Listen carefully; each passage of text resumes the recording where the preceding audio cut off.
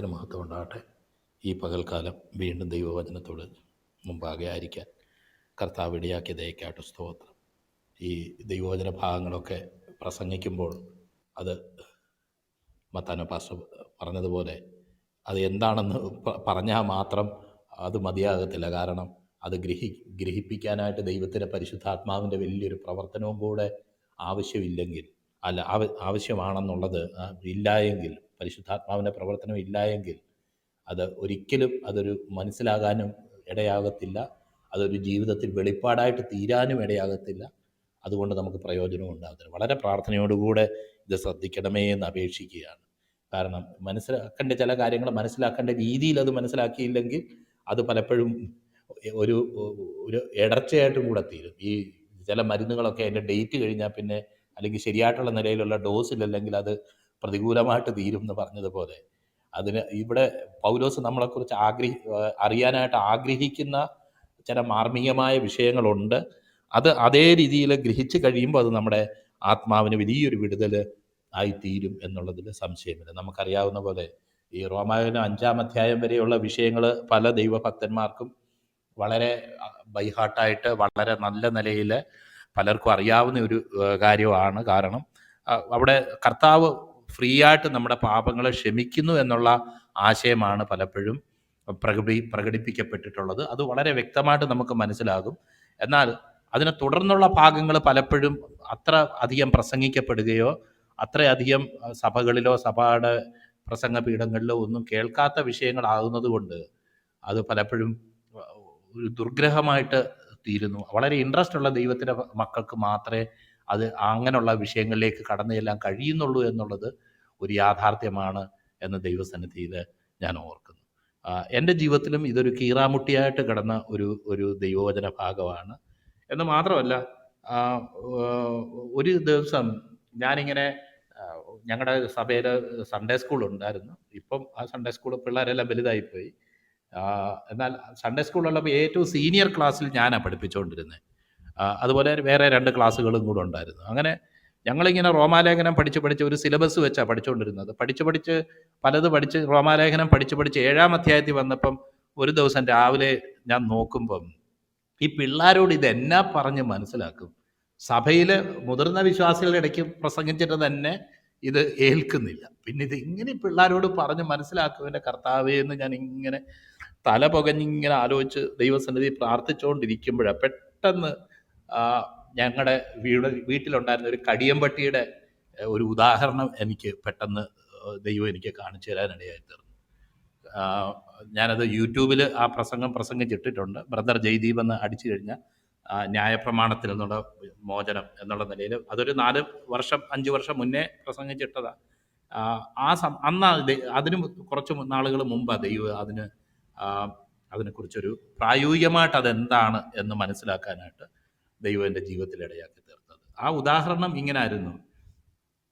ഈ കടിയമ്പട്ടി നിമിത്തം ഞങ്ങൾ ഈ നാട്ടിലുള്ള ഒത്തിരി പേരെ ഈ പട്ടി കയറി കടിക്കുകയും അവർക്കെല്ലാം ഇഞ്ചക്ഷൻ എടുക്കേണ്ടി വരികയും ചെയ്തിട്ടുണ്ട്. പിന്നെ ഭാര്യ ഗവൺമെൻറ് സർവീസിൽ വർക്ക് ചെയ്യുന്ന ഒരു വ്യക്തി ആയതുകൊണ്ട് ഇവിടെയുള്ള ലോക്കൽ ഹോസ്പിറ്റൽ, ഇവിടെയുള്ള അടുത്തുള്ള ഹോസ്പിറ്റലിലും ആയിരുന്നതുകൊണ്ട് അവർക്കൊക്കെ ഹോസ്പിറ്റലിലുള്ള ഇഞ്ചക്ഷൻ തന്നെ വെക്കാനായിട്ട് ഇടയായി എന്നുള്ള ഒരു നന്മ മാത്രമേ അതിനെ സംബന്ധിച്ചുണ്ടായിട്ടുള്ളൂ. അല്ലാതെ അത് വളരെ ദുഃഖകരമായിട്ടുള്ളൊരു അനുഭവമായിട്ട് പലരെ കടിച്ചിട്ടുള്ളത് എനിക്ക് അങ്ങനെ ആയിത്തീർന്നു. ഞാനിവിടെ നാട്ടിൽ കെട്ടാവുന്നതിൽ ഏറ്റവും സ്ട്രോങ് ഒരു ചങ്ങല മേടിച്ച് ഇതിനെ കൊണ്ടുവന്ന് കെട്ടിയിട്ട്, അപ്പം ഞാൻ പിള്ളേരോട് ചോദിച്ചു, എന്തിനാ ഇപ്പം ഞാൻ കെട്ടിയിട്ടേക്കുന്നേ? അത് കടിയമ്പട്ടി ആയതുകൊണ്ട് അതിനെ കെട്ടാതെ ഒരു രക്ഷയില്ല എന്ന് പിള്ളേർ പറഞ്ഞു. എന്നാൽ ഞാൻ ചോദിച്ചു, ഒരു ദിവസം ഞങ്ങളതിനെ സ്കൂബി എന്നാണ് വിളിക്കുന്നത്. അത് കഴിഞ്ഞ വർഷം ചത്തുപോയി. അപ്പോൾ പിള്ളേർ ഈ കാർട്ടൂൺ കണ്ട് ഇടയ്ക്ക് അതിനെ സ്കൂബി എന്ന് പേരിട്ടതാണ്. അപ്പോൾ ഈ സ്കൂബി ഒരു സുപ്രഭാതത്തിൽ നിങ്ങളങ്ങോട്ട് വിചാരിക്കുക വളരെ നല്ലവനായിട്ട് തീർന്നു, ഭയങ്കര സ്നേഹം. ഈ സ്കൂബിക്ക് എല്ലാവരെയും സ്നേഹിച്ചിങ്ങനെ ഇതായി, കടിയൊന്നും കടിക്കുന്നില്ല, മറ്റുള്ളവരെയൊക്കെ സ്നേഹിക്കുകയും ഇതാക്കുകയൊക്കെ ചെയ്യുന്നു. എന്നാൽ ഇപ്പം ഈ സ്കൂബിക്കൊരു തടസ്സമുണ്ട്. അതെന്താണെന്ന് ചോദിച്ചു. അപ്പോൾ പിള്ളേരെല്ലാം പറഞ്ഞ് അതിനെ കെട്ടിയിട്ടത് തന്നെയാണ്. കാരണം അതിനെ കെട്ടിയിട്ട് ഇട്ടാവട്ടത്തല്ലേ അതിന് മൂവ് ചെയ്യാൻ പറ്റുള്ളൂ. അതിൽ കൂടുതൽ അതിന് മൂവ് ചെയ്യാൻ പറ്റില്ലല്ലോ സാറേ. അതുകൊണ്ട് ആ ചങ്ങല അഴിച്ചു വിട്ടാൽ അതിന് എന്ത് ചെയ്യാൻ കഴിയും? അതിൻ്റെ സ്നേഹം കൂടുതൽ തലങ്ങളിലേക്ക് അതിന് വ്യാപിപ്പിക്കാൻ കഴിയും എന്ന് പറഞ്ഞു. കുഞ്ഞുങ്ങൾക്ക് മനസ്സിലാകാൻ വേണ്ടി ഞാൻ പറഞ്ഞ ഒരു കഥയാണ്. അതിൽ നിന്ന് ഞാൻ ഉദ്ദേശിച്ചത് എന്താണെന്ന് വെച്ച് കഴിഞ്ഞാൽ, രക്ഷിക്കപ്പെടുന്നതിന് മുന്നേ പാപത്തിൽ ജീവിച്ചിരിക്കുന്ന ഒരു സമയത്ത്, പാപിയായിരുന്ന ഒരു സമയത്ത് എനിക്കൊരു തൊടൽ വേണമായിരുന്നു. എന്നെ നിയന്ത്രിക്കാൻ ഒരു ഒരു ഒരു ന്യായപ്രമാണത്തിൻ്റെ ആവശ്യമുണ്ടായിരുന്നു.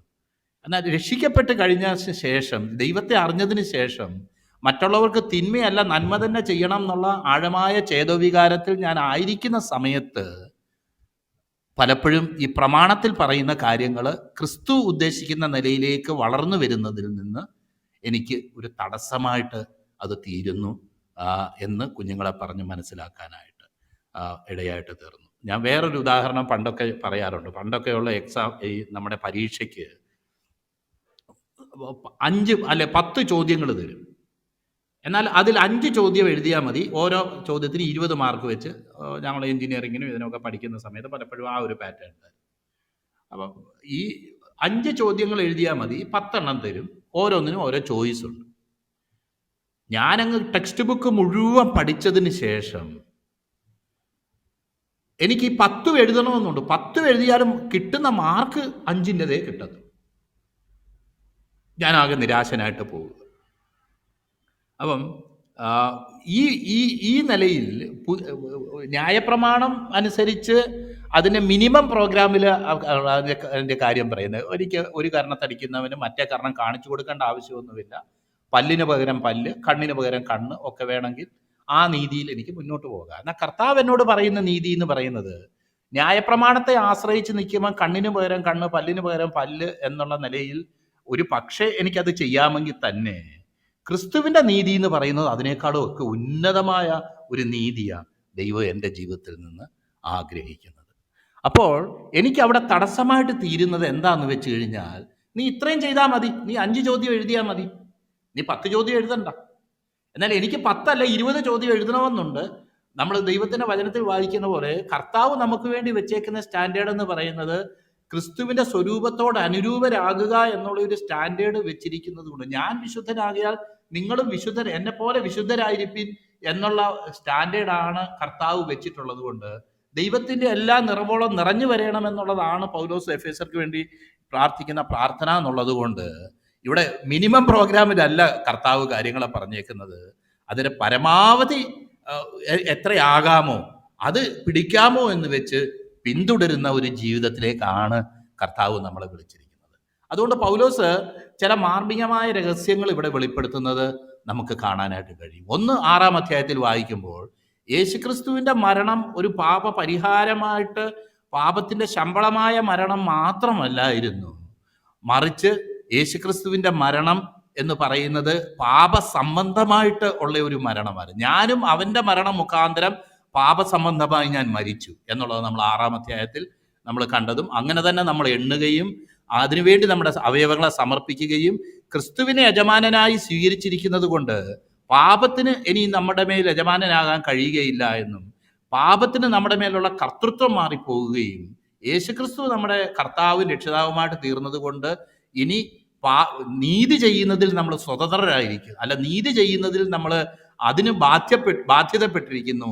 അനീതി സംബന്ധിച്ച് നമ്മൾ സ്വതന്ത്രരായി തീർന്നു എന്നുള്ള കാര്യമാണ് നമ്മൾ ഇന്നലെ അവിടെ ചിന്തിക്കാനിടയായി തീർന്നത്. എന്നാൽ ഒരു രഹസ്യം കൂടെ നമ്മളോട് പറയുകയാണ്. ഇതൊരു ദൈവിക വെളിപ്പാടിനാൽ അല്ലാതെ ഇത് മനസ്സിലാവത്തില്ല. കാരണം ഞാനിനി പ്രമാണമൊക്കെ അനുസരിച്ച് ജീവിക്കും, ദൈവസന്നിധി നല്ലവനായിട്ട് ജീവിക്കും, ഇതിനേക്കാൾ കൂടുതൽ എന്താ വേണ്ടത്?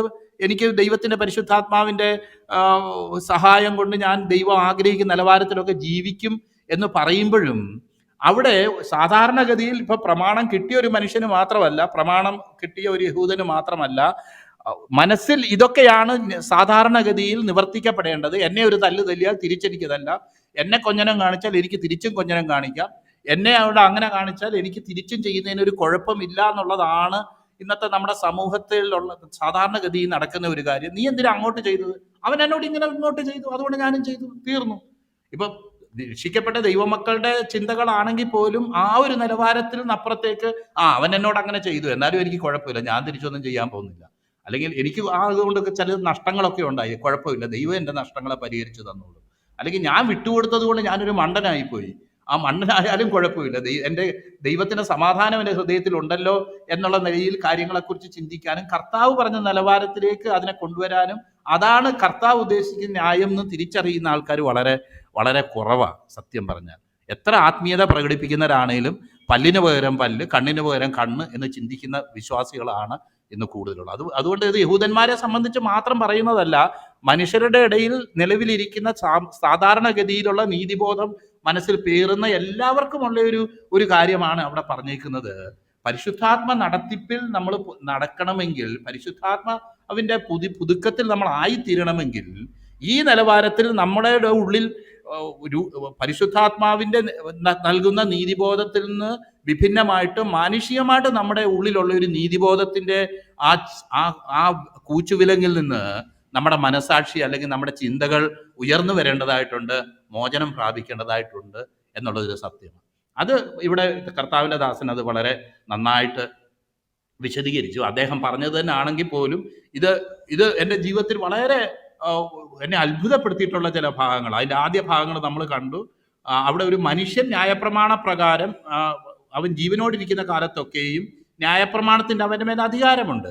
എന്നാൽ അവിടെ ഒരു സ്ത്രീയുടെ കാര്യമാണ് പിന്നെ ഉദാഹരണമായിട്ട് പറയുന്നത്. ഈ സ്ത്രീയുടെ കാര്യവും ഈ മനുഷ്യന്റെ കാര്യവും തമ്മിൽ ആൾക്കാരെപ്പോഴും കൺഫ്യൂസ് ചെയ്യപ്പെടും. എന്നാൽ ആദ്യം നമ്മൾ ഓർക്കണം, ഈ മനുഷ്യന്റെ കാര്യമാണ് പറഞ്ഞത്. ന്യായപ്രമാണത്താൽ മനുഷ്യൻ ബന്ധിതനായിരിക്കുന്നു. എന്നിട്ട് പറയുക, ഭർത്താവുള്ള സ്ത്രീ ന്യായപ്രമാണത്താൽ ഭർത്താവിനോട് ബന്ധിക്കപ്പെട്ടിരിക്കുന്നത് പോലെ ഈ ഒരു മനുഷ്യനും അതുപോലെ തന്നെ ന്യായപ്രമാണത്തോട് ബന്ധപ്പെട്ടിരിക്കുന്നു എന്നുള്ളത് മീതെ ഉള്ളതിനോട് ചേർത്ത് പറയുകയാണ് ചെയ്യുന്നത്. ഭർത്താവ് മരിച്ചാൽ അവൾ ന്യായപ്രമാണത്തിൽ നിന്ന് ഒഴിവുള്ളവളായി. ഭർത്താവ് ജീവിച്ചിരിക്കുമ്പോൾ അവൾ വേറെ പുരുഷനായാൽ അയാൾ വ്യഭിചാരിണി ആയാൽ വ്യഭിചാരിണി എന്ന് പേർ വരും. അപ്പൊ ഇതൊക്കെ ഉദാഹരണമായി പറയുന്നത്.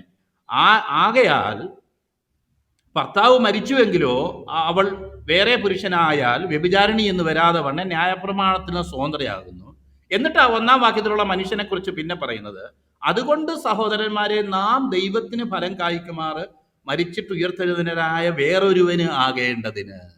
അപ്പൊ നമ്മൾ നേരത്തെ പറഞ്ഞ ഗ്രാഫ്റ്റിങ് വെട്ടി ക്രിസ്തുവിൽ വെച്ചു. നമ്മൾ പറഞ്ഞല്ലോ, ആദാമിലായിരുന്ന നമ്മളെ ക്രിസ്തുവിന്റെ മരണമുഖാന്തരം ആദാമിലായിരുന്ന നാം ഇന്ന് ക്രിസ്തുവിലായിത്തീർന്നു. ക്രിസ്തുവിന്റെ മരണമുഖാന്തരം പഴയ മനുഷ്യൻ മഴിക്കുകയും പുതിയ മനുഷ്യൻ ക്രിസ്തുവിൽ ഉരുവാകുകയും ചെയ്തു. അല്ലെങ്കിൽ നാം ഉയർത്തെഴുന്നേറ്റ ക്രിസ്തുവിനോട് കൂടെ ഉയർത്തെഴുന്നേറ്റിരിക്കുന്നു എന്ന് പറഞ്ഞതിന് ശേഷം ആ പരിശുദ്ധാത്മ നിറവിൻ്റെ ഒരു അനുഭവം, പരിശുദ്ധാത്മാവിൻ്റെ നടത്തിപ്പിൻ്റെ ഒരു അനുഭവം നമ്മളിൽ പ്രാവർത്തികമായി തീരണമെങ്കിൽ നമ്മുടെ ഉള്ളിലിരിക്കുന്ന ഓൾറെഡി ഉള്ള പ്രിജുഡൈസസ് കുറച്ച് മാറിപ്പോകേണ്ടതായിട്ടുണ്ട്. ഞാൻ ഒരു വീട്ടിൽ ചെന്നപ്പം അതിൻ്റെ വാതിക്കൽ എഴുതി വെച്ചേക്ക്.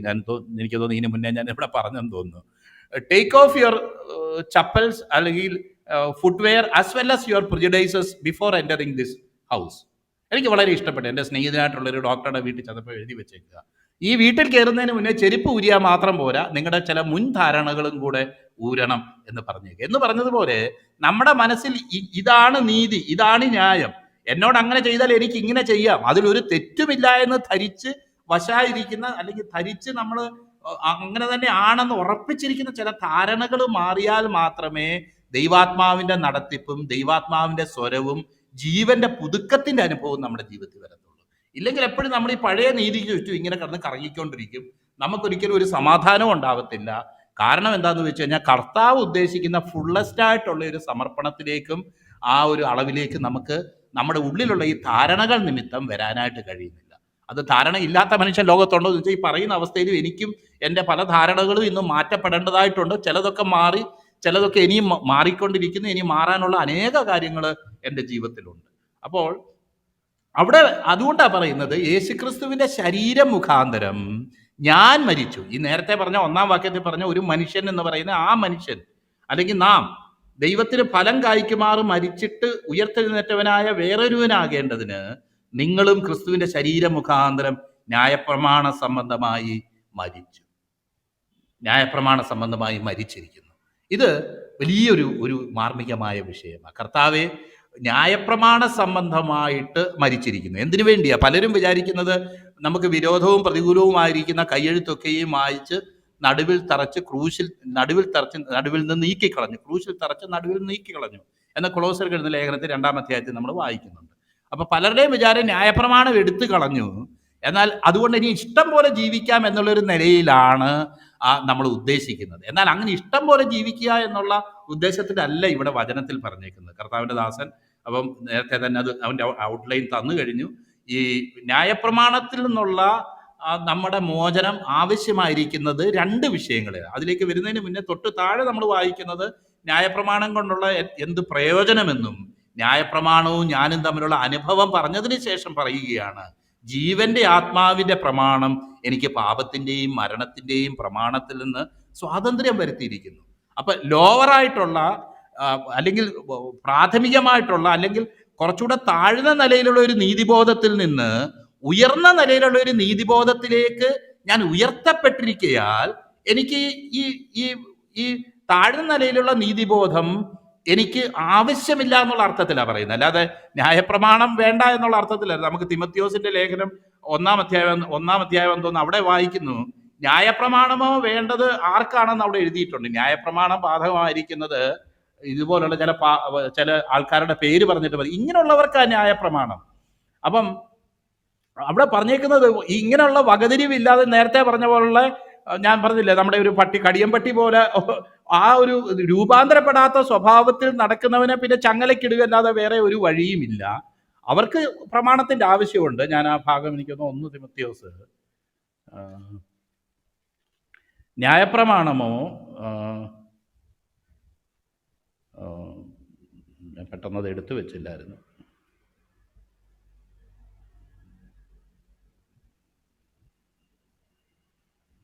അതെ, അതെ ഇവിടെ പറയുന്നത് അതിൽ 1-ാം അധ്യായം 8-ാം വാക്യമാണ് ഞാൻ ഉദ്ദേശിക്കുന്നത്. ന്യായപ്രമാണമോ നീതിമാനല്ല, അധർമ്മികൾ, അശുദ്ധർ, അനുസരണം കെട്ടവർ, പാപികൾ, അശുദ്ധർ, ബാഹ്യന്മാർ, പൃഥുഹന്താക്കൾ, അഭക്തർ എന്നാണ് നേരത്തെ വായിച്ചത്.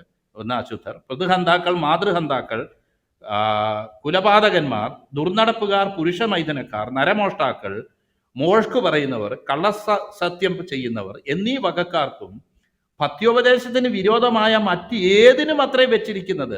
അത് ഗ്രഹിച്ചുകൊണ്ട് അത് ന്യായോചിതമായി ഉപയോഗിച്ചാൽ ന്യായപ്രമാണം നല്ലത് തന്നെ. അപ്പൊ അവിടെ പറയുന്നത് ചില ആൾക്കാർ ന്യായ ഉപദേഷ്ടാക്കന്മാരായിരിക്കാനായിട്ട് ആഗ്രഹിക്കുന്നു. അവർ നല്ല മനസാക്ഷി, നിർവ്യാജ വിശ്വാസം, ശുദ്ധ ഹൃദയം എന്നിവ തള്ളിക്കളഞ്ഞിട്ട് ഇങ്ങനെയുള്ള ചില ഡൂസ് ആൻഡ് ഡോൺസ് പഠിപ്പിക്കാൻ വേണ്ടി ഇരിക്കുന്നു. എന്നാൽ നമ്മുടെ ശാസ്ത്രം എന്ന് പറയുന്നത് ഇങ്ങനെ കുറച്ച് ഡൂസ് ആൻഡ് ഡോൺസ് അല്ല, ക്രിസ്തുവാണ് നമ്മുടെ ന്യായപ്രമാണം. ക്രിസ്തുവിന്റെ ജീവിതമാണ് നമ്മുടെ ന്യായപ്രമാണം. നമ്മുടെ മാതൃക എന്ന് പറയുന്നത് തന്നെത്താൻ നമുക്ക് വേണ്ടി ഏൽപ്പിച്ചു കൊടുത്ത ക്രിസ്തുവിന്റെ മാതൃകയാണ്. അതിനേക്കാൾ താഴെയുള്ള ഒരു സ്റ്റാൻഡേർഡ് അല്ല നമ്മുടെ ന്യായപ്രമാണം. എന്നാൽ ആ ഒരു പരിജ്ഞാനത്തിലേക്ക് വരാത്തവർക്ക് വേണ്ടിയാ ഈ ഡൂസ് ആൻഡ് ഡോൺസ് വെച്ചേക്കുന്നത്. ക്രിസ്തുവിനെ സ്നേഹിക്കുകയും അവനെ പിൻപറ്റാൻ ആഗ്രഹിക്കുകയും ചെയ്യുന്നവർക്ക് ആത്മാവിൽ ദൈവം വെളിപ്പെടുത്തി കൊടുക്കുന്നതായിട്ടുള്ള ഈ തികഞ്ഞ ന്യായപ്രമാണത്തെക്കുറിച്ച് 7-ാം അധ്യായം അവസാനം നമ്മൾ വായിക്കുന്നു. അതെ, 8-ാം അധ്യായം 2-ാം വാക്യത്തിൽ ജീവന്റെ ആത്മാവിന്റെ പ്രമാണം എനിക്ക് പാപത്തിന്റെയും മരണത്തിന്റെയും പ്രമാണത്തിൽ നിന്ന് സ്വാതന്ത്ര്യം വരുത്തിയിരിക്കുന്നു എന്ന് അവിടെ പറയുക.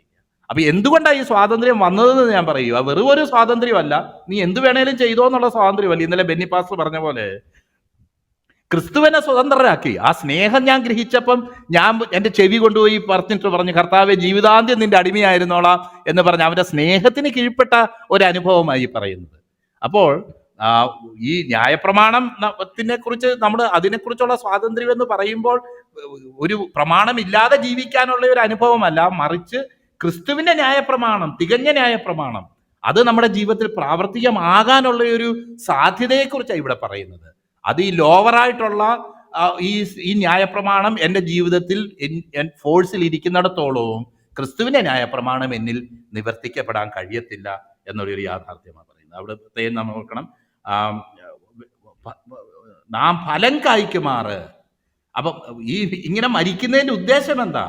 ഉദ്ദേശം ക്രിസ്തു എന്ന പുതിയ ആ ഒലിവിനോട് ചേർത്ത് എന്നെ ഒട്ടിച്ചിരിക്കുന്നു, ഗ്രാഫ്റ്റ് ചെയ്തിരിക്കുന്നു.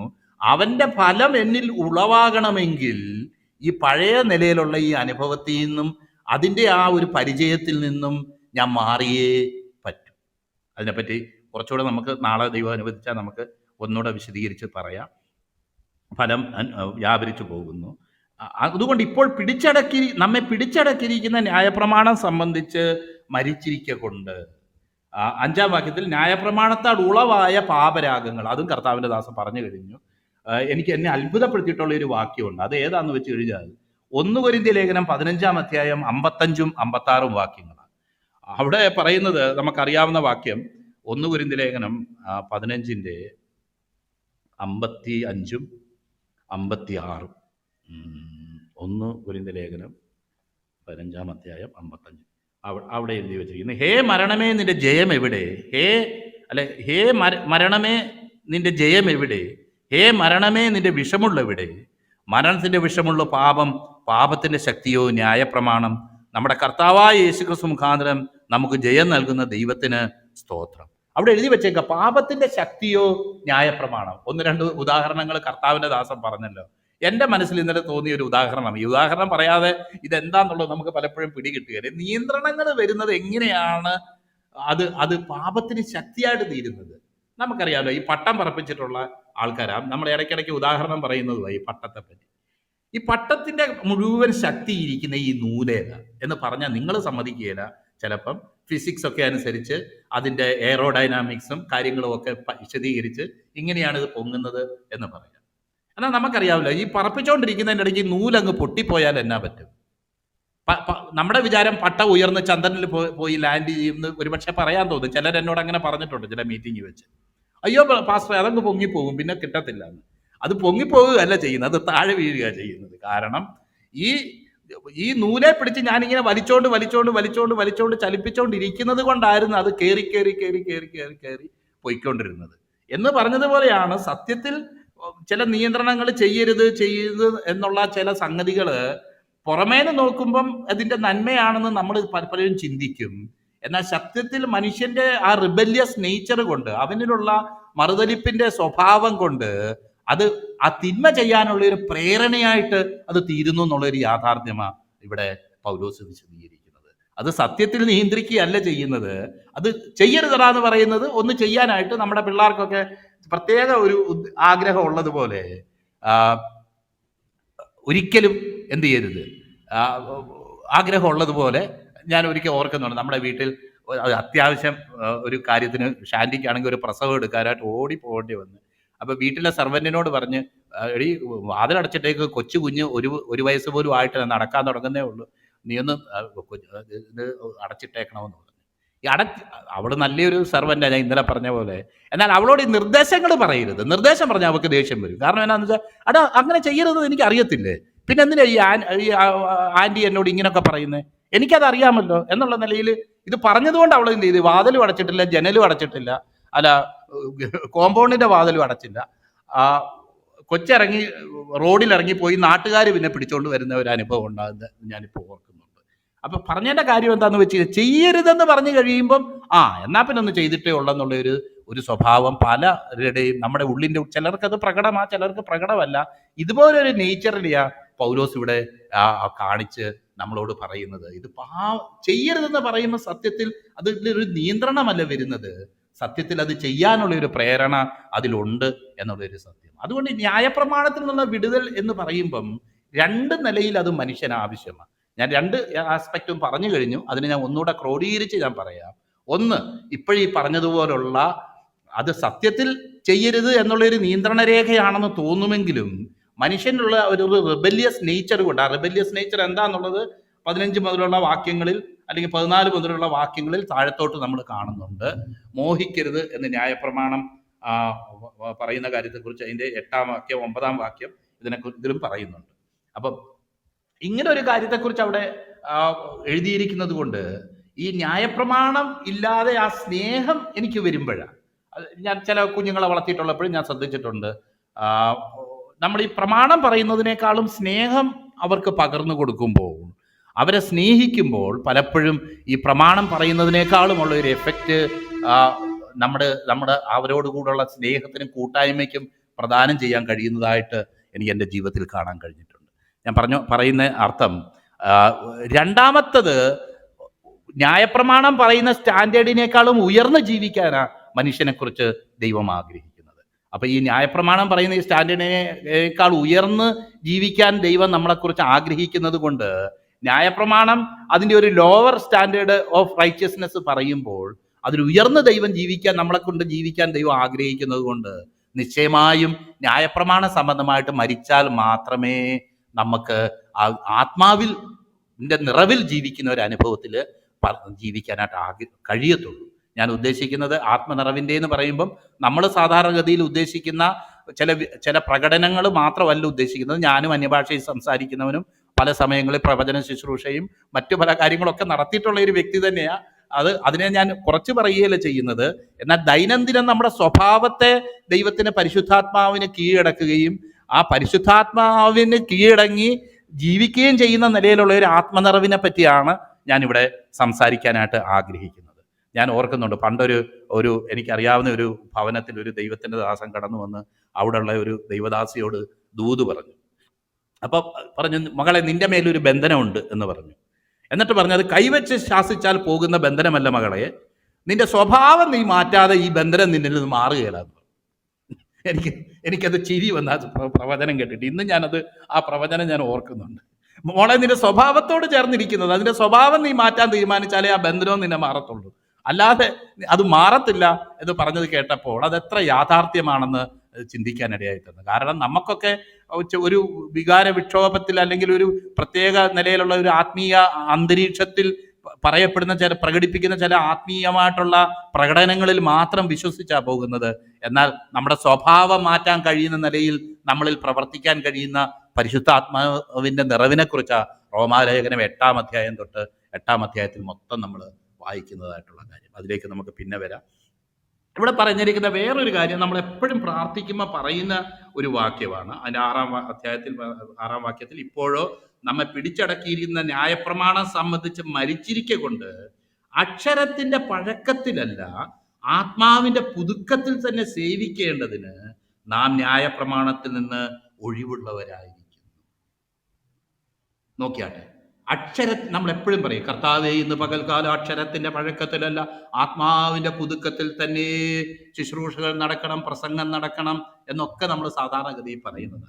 എന്താണ് ഈ അക്ഷരത്തിന്റെ പഴക്കം, അതുപോലെ ആത്മാവിന്റെ പുതുക്കം? അപ്പോൾ ഈ ന്യായപ്രമാണത്തിൽ നിന്ന് ഒഴിവുള്ളവരായി തീരുമ്പോഴാണ് അക്ഷരത്തിന്റെ പഴക്കം മാറിയിട്ട് ആത്മാവിന്റെ പുതുക്കം എന്താണെന്ന് നമുക്ക് അറിയാനായിട്ട് കഴിയത്തുള്ളൂ. അതുകൊണ്ട് ഒത്തിരി ഭാഗങ്ങളിൽ അത് ദൈവവചനത്തിൽ പറഞ്ഞിട്ടില്ല. എന്നാൽ പറഞ്ഞേക്കുന്ന ഒരേ ഒരു ഭാഗം നമുക്കറിയാം. 2 കൊരിന്ത്യർ ലേഖനം 3-ാം അധ്യായം അതിന്റെ 6-ാം വാക്യത്തിലാണ് ഈ അക്ഷരത്തിന്റെ പഴക്കം, ആത്മാവിന്റെ പുതുക്കം എന്ന് പറയുന്ന വിഷയത്തെപ്പറ്റി എന്ത് ചെയ്ത് ഞാൻ ഇത് പറഞ്ഞിട്ട് ഞാൻ നിർത്തുകയാണ്, വലിച്ചു നീട്ടിക്കൊണ്ട് പോകുകയില്ല. ഇനിയും ബാക്കിയുള്ളത് നമുക്ക് നാളെ എന്ത് ചെയ്യാം, ചിന്തിക്കാം. എത്ര സംഗതി നന്നായിട്ട് പറഞ്ഞാലും കുറേ പറഞ്ഞു കഴിയുമ്പോൾ അത് ബോറടി അല്ല, നമുക്ക് ശ്രദ്ധിക്കാൻ കഴിയാത്ത ഒരു സാഹചര്യത്തിലേക്ക് വരും എന്നുള്ള യാഥാർത്ഥ്യം എനിക്കറിയാം. അതുകൊണ്ട് ഞാൻ കൂടുതൽ ഇങ്ങനെയുള്ള കാര്യങ്ങൾ പറഞ്ഞ് സമയം നീട്ടിക്കൊണ്ട് പോവുകയല്ല ചെയ്യുന്നത്. എന്നാൽ ഇതുപോലുള്ള ആത്മീയ യാഥാർത്ഥ്യങ്ങൾ നമ്മൾ മനസ്സിലാക്കിയിരിക്കേണ്ടത് വളരെ ആവശ്യമാണ്. നാളെ പറ്റുമെങ്കിൽ വരുമ്പം ഈ 2 കൊരിന്ത്യർ ലേഖനം 3-ാം അധ്യായവും ഒന്ന് വായിച്ചിട്ട് വരുന്നത്, അല്ലെങ്കിൽ നിങ്ങളുടെ പഠനത്തോടുള്ള ബന്ധത്തിൽ ഒന്ന് വായിച്ച് നോക്കുന്നത് വളരെ ഉപകാരപ്പെടും എന്ന് ഞാൻ പറയുകയാണ്. നോക്കിയാട്ടെ, 2 കൊരിന്ത്യർ ലേഖനം 3-ാം അധ്യായം അതിൻ്റെ 3-ാം വാക്യം മുതലുള്ള ഭാഗങ്ങൾ ഞാൻ വായിക്കുകയാണ്. ഞങ്ങളുടെ ശുശ്രൂഷയാൽ ഉണ്ടായ ക്രിസ്തുവിൻ പത്രമായി നിങ്ങൾ വെളിപ്പെടുന്നുവല്ലോ, അത് മഷി കൊണ്ടല്ല, ജീവനുള്ള ദൈവത്തിൻ്റെ ജീവനുള്ള ദൈവത്തിൻ്റെ ആത്മാവിനാൽ അത്രേ കൽപ്പലകയിലല്ല, ഹൃദയമെന്ന മാംസപ്പലകയിൽ അത്രേ എഴുതിയിരിക്കുന്നത്. ഈ വിധം ഉറപ്പ് ഞങ്ങൾക്ക് ദൈവത്തോട് ക്രിസ്തുവിനാൽ ഉണ്ട്. ഞങ്ങളിൽ നിന്ന് തന്നെ വരും പോലെ സ്വയമായി വല്ലതും സങ്കല്പിപ്പാൻ പ്രാപ്തർ എന്നല്ല, ഞങ്ങളുടെ പ്രാപ്തി ദൈവത്തിൻ്റെ ദാനമത്രേ. അവൻ ഞങ്ങളെ പുതിയ നിയമത്തിന്റെ ശുശ്രൂഷകന്മാരാകുവാൻ പ്രാപ്തരാക്കി. അക്ഷരത്തിന്റെ ശുശ്രൂഷകന്മാരല്ല, ആത്മാവിന്റെ ശുശ്രൂഷകന്മാരത്രേ. അക്ഷരം കൊല്ലുന്നു, ആത്മാവോ ജീവിപ്പിക്കുന്നു. തുടർന്ന് പഴയ നിയമത്തിലുള്ള ഉണ്ടായ മോശെ മുഖാന്തരം അവന് മുഖത്ത് മൂടുപടമിടേണ്ടിയ ഒരു സാഹചര്യം വന്നതും, ആ സാഹചര്യത്തിൽ ഇവിടെ പൗലോസ് പറയുന്നത് ആ മൂടുപടം സത്യത്തിലിട്ടത് നീങ്ങിപ്പോകുന്ന തേജസ് കാണാതിരിക്കാൻ വേണ്ടി എന്ന് പറഞ്ഞാൽ കുറച്ചുനാൾ ത്വക്ക് പ്രകാശിച്ചു, അദ്ദേഹം 40 രാവും 40 പോലും ദൈവസന്നിധിയിലായിരുന്നപ്പം പിന്നെ ആ പ്രകാശം അങ്ങ് നിന്നുപോയി. അപ്പം ജീവിതകാലം മുഴുവൻ മൂടുപട വിട്ടുകൊണ്ട് നടന്നു എന്ന് അല്ല ഇവിടെ പറഞ്ഞേക്കുന്നത്. എന്നാൽ ഇവിടെ മോശ അത് ചെയ്തത് തൻ്റെ മുഖത്തുനിന്ന് ആ തേജസ് നീങ്ങിപ്പോകുന്നത് മറ്റുള്ളവർ കാണാതിരിക്കാൻ വേണ്ടിയിട്ടാണ് അത് ഇട്ടത് എന്നുള്ള ഒരു നിലയിലാണ് ഇട്ടേക്കുന്നത്.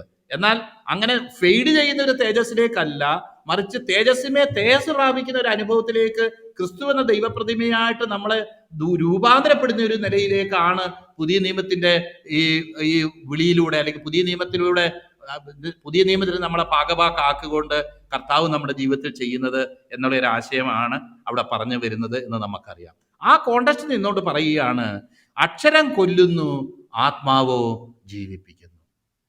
എന്താ ഈ അക്ഷരം കൊല്ലുന്നു, ആത്മാവോ ജീവിപ്പിക്കുന്നു എന്ന് പറഞ്ഞാൽ അർത്ഥം? ഞാൻ നേരത്തെ ഒരു എക്സാം എഴുതുന്ന കാര്യം പറഞ്ഞല്ലോ. അപ്പോൾ ആ പുതിയ നിയമത്തിന്റെ അനുഭവത്തെക്കുറിച്ചല്ല, പഴയ നിയമത്തിൽ ഈ എക്സാം എങ്ങനെയായിരുന്നു? ഈ എക്സാം എഴുതിയവരെല്ലാം വട്ടപൂജ്യം മേടിച്ചു. അത് നമ്മൾ ഓൾറെഡി 1-ാം അധ്യായം മുതൽ 3-ാം അധ്യായം വരെയുള്ള ഭാഗത്ത് ഒരുത്തൻ പോലുമില്ല, എല്ലാവരും പാപം ചെയ്ത് ഒരുപോലെ ദൈവതേജസ് ഇല്ലാത്തവരായി തീർന്നു, ദൈവത്തെ അന്വേഷിക്കുന്നവനില്ല, ഒരുത്തൻ പോലുമില്ല എന്നുള്ള ആ ഫൈനൽ റിസൾട്ട് നമ്മൾ വായിക്കാനിടയായി തീർന്നു.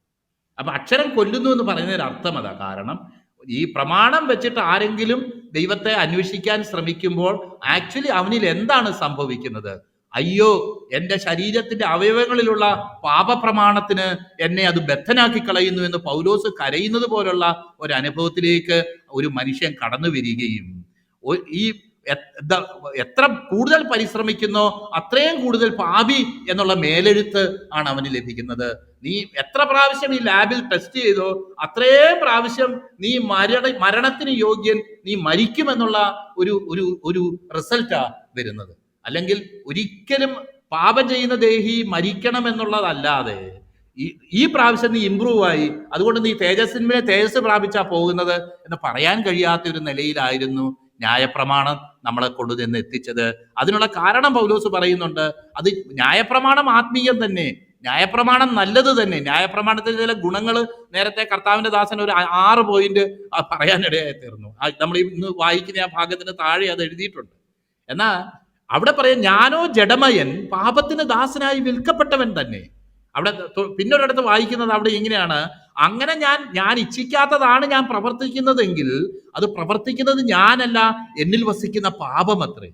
അപ്പോൾ ന്യായപ്രമാണത്തിന്റെ പ്രശ്നമല്ല, ന്യായപ്രമാണം നിവർത്തിക്കാൻ തക്കവണ്ണം എനിക്ക് കഴിവില്ല എന്നുള്ളൊരു യാഥാർത്ഥ്യം ദൈവസന്നിധിയിൽ ഞാൻ ഗ്രഹിച്ചപ്പോൾ, അത് മനസ്സിലായപ്പോൾ, ഈ ന്യായപ്രമാണം എന്നെ കൊണ്ടുചെന്ന് എത്തിച്ചത് മരണത്തിലേക്ക്, നിത്യമരണത്തിന്റെ ഒരനുഭവത്തിലാണെന്നും ആ വെർഡിക്റ്റിൽ നിന്ന് എനിക്ക് മോചനമില്ലാതെ ഇരിക്കുന്ന സമയത്താണ് കൃപയാലുള്ള രക്ഷ എന്നെ തേടി വന്നതും ഈ കർത്താവ് എന്നെ തേടി വന്നതും. നിങ്ങൾ എന്നെ തെരഞ്ഞെടുത്തതല്ല, ഞാൻ നിങ്ങളെ തെരഞ്ഞെടുത്തു, ഫലം കായ്ക്കുന്നതിനായിട്ട് ഞാൻ നിങ്ങളെ ആക്കി വെച്ചും ഇരിക്കുന്നു എന്നോട് പറയാനിടയായി, നമ്മളോടൊക്കെ പറയാനിടയായി.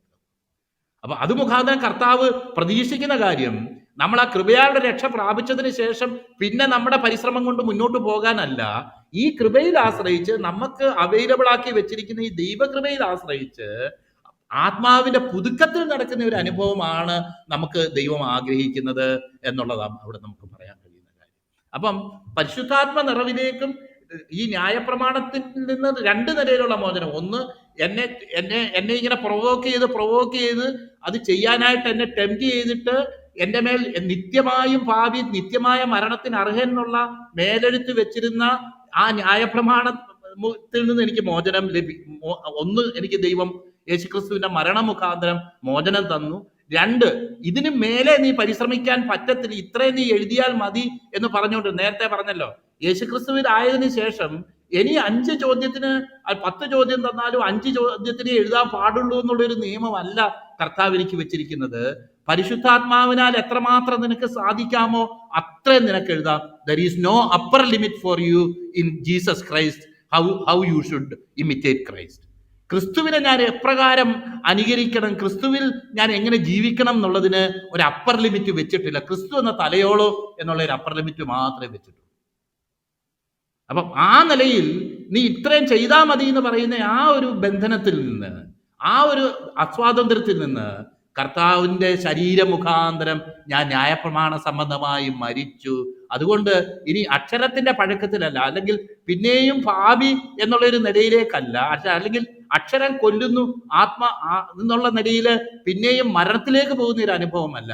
തേജസ് പ്രാപിച്ച് അതേ പ്രതിമയായി രൂപാന്തരപ്പെടാൻ തക്കവണ്ണം ക്രിസ്തുവിൽ എനിക്ക് ഒരു പ്രൊവിഷൻ കർത്താവിന് തുറന്നിരിക്കുന്നു. തൻ്റെ മരണമുഖാന്തരം, യേശു ക്രിസ്തുവിൻ്റെ ശരീരമുഖാന്തരം ന്യായപ്രമാണ സംബന്ധമായി മരിക്കാനിടയായി തീർന്നു, അല്ലെങ്കിൽ ന്യായപ്രമാണ സംബന്ധമായി ഞാൻ മരിച്ചത് മുഖാന്തരം.